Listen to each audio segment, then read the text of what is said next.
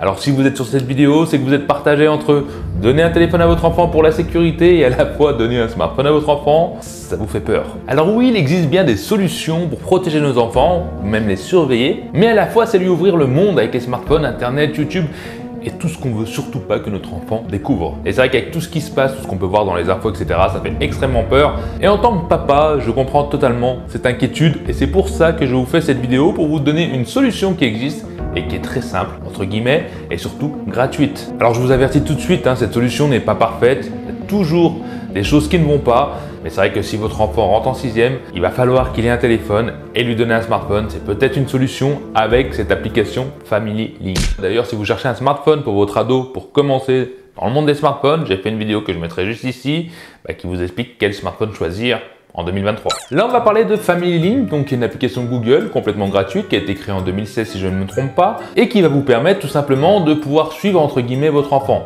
Attention, on n'est pas sur du flicage, on n'est pas là pour regarder tout ce qu'il fait, ni ce qu'il recherche, on va être là surtout pour contrôler ou limiter ses accès à Internet, etc. Alors cette application, vous la trouverez sur Play Store ou même sur iOS, donc sur iPhone. En gros, on peut contrôler un peu tout ce que fait notre enfant. Pour aller plus en profondeur, on a bien sûr Google Chrome pour chercher, pour naviguer sur Internet, il existe YouTube, bon plein de trucs comme ça, et c'est vrai que ça fait peur parce qu'on peut trouver tout et n'importe quoi. Grâce à Family Link, on peut contrôler, c'est-à-dire mettre une moyenne d'âge. Par exemple, sur YouTube, sur mes enfants, j'ai mis 13 ans maximum pour le contenu de vidéo. Pareil pour le moteur de recherche, Google Chrome, on peut limiter les accès un peu plus compliqués. Ça peut être des sites pas très clairs, il y a des choses qui font peur. Sur Google Chrome, c'est possible de limiter, voire tout à fait de stopper l'application ou même de mettre un temps limite. Si vous voulez pas que votre enfant ait accès à YouTube ou à Google Chrome ou à un navigateur web, sachez que vous pouvez carrément bloquer cette application, donc il n'aura pas accès à des choses on peut dire risqués, ou en tout cas de contenus qui ne sont pas adaptés à leur âge. Mais on peut gérer toutes les autres applications. On peut gérer le temps passé sur les applications, on peut bien sûr mettre une limite. Si vous voulez que votre enfant joue à un jeu vidéo, il peut être limité à 20 ou 30 minutes. On peut même limiter le temps passé sur le téléphone.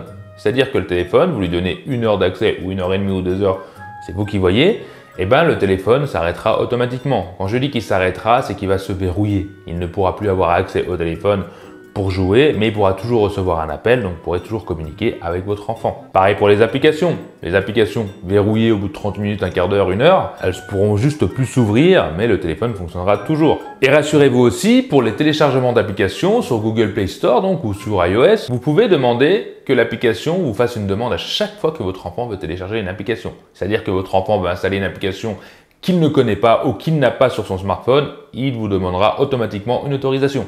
C'est-à-dire que sur votre smartphone, vous allez recevoir une demande d'installation d'application et vous devrez valider pour que votre enfant puisse l'installer sur son téléphone. Petit point important, à ce moment-là, sachez que si vous avez autorisé une application, je ne sais pas, un jeu, imaginons Roblox, même si votre enfant le désinstalle et qu'il veut le réinstaller dans 6 mois sur ce téléphone, ça sera possible sans demander votre accord. Une fois que l'accord est accordé, c'est plus redemandé. C'est une application qui pourra télécharger non-stop. Alors bien sûr, il y a beaucoup d'autres options sur Family Link et après ça devient compliqué de tout vous détailler et je ne vais pas vous faire forcément un tuto. Mais sachez que pour le contrôle général, le temps, etc., c'est très bien fait, vous serez averti et votre enfant peut vous demander un temps supplémentaire s'il en a besoin ou s'il a été sage, c'est vous qui voyez. Donc tout ça est contrôlable de votre smartphone ou de votre PC. Vous avez l'application sur votre smartphone et vous avez l'application sur le smartphone de votre fils. C'est ce qui vous permet entre guillemets d'avoir un contrôle à distance. Il est aussi possible de savoir l'emplacement exact de votre enfant et c'est peut-être la chose, j'ai envie de dire, la plus importante ou la plus intéressante. Grâce à Family Link, vous avez le positionnement de votre téléphone, en tout cas du téléphone de votre enfant. Donc vous pouvez suivre, que ce soit au niveau du bus, s'il arrive au collège, etc. Vous pouvez savoir où il se trouve exactement.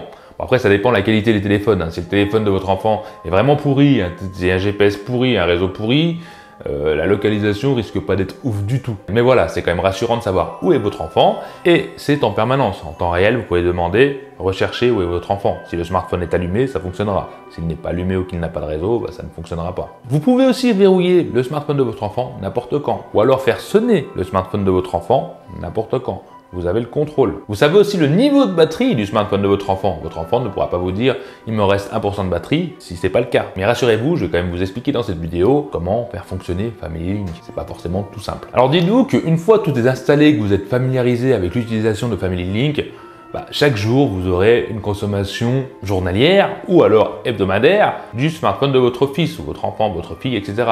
Vous allez pouvoir savoir combien de temps il a utilisé cette application ou telle application, s'il a utilisé ces 30 minutes. Bon, voilà, vous avez vraiment tout l'historique de votre enfant. Alors vous allez me dire, est-ce vraiment efficace? Et c'est là où Family Link est un petit peu limité. Ça reste gratuit et il y a quand même des magouilles pour pouvoir faire sauter, on va dire, ces sécurités. Bon, c'est des vidéos qu'on trouve sur YouTube ou ailleurs. Il y a des petites astuces, des petits malins qui ont trouvé comment faire sauter quelques sécurités ou en tout cas avoir plus de temps ou pouvoir jouer à une application plus longtemps sans que vous le sachiez. Je ne vais pas dévoiler comment on fait ça, mais sachez, en tout cas, les parents qui regardent cette vidéo, ça existe. Mettre Family Link, ça ne veut pas dire que vous êtes tranquille à 100%, c'est pas le cas. Si votre enfant n'est pas forcément connaisseur en informatique, je pense pas que la première année en 6e, il saura faire tout ça. Il apprendra avec les copains, etc.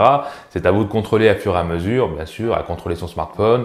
Voilà, ou alors carrément à faire confiance à votre enfant et chacun fait comme il veut. On n'est pas là pour juger, mais sachez qu'il faut faire attention. Family Link n'est pas infaillible. Alors pour l'installation, Family Link, au final, c'est très simple. La première fois que vous allez l'utiliser, vous allez devoir l'installer donc sur le smartphone de votre enfant et sur votre smartphone à vous. Vous allez juste devoir taper votre compte Gmail que vous utilisez le plus souvent, sur lequel vous voulez suivre votre enfant, et créer un compte Gmail s'il n'y en a pas un pour votre enfant. Et une fois que l'installation sera terminée, le compte de votre enfant sera associé à votre compte. Vous pouvez bien sûr ajouter d'autres enfants si vous en avez plusieurs, ou même rajouter un conjoint pour qu'il puisse accéder aussi à l'emplacement de votre enfant et toutes ses fonctionnalités. Tout ça peut paraître compliqué comme ça en regardant cette vidéo. C'est vrai que j'avais pas envie de faire un tuto d'1 heure pour vous expliquer tout en détail, mais sachez que Family Link est quand même un bon choix. C'est gratuit et ça ne coûte donc rien de l'installer. Je vous conseille fortement de télécharger cette application et de l'installer sur le smartphone de votre enfant.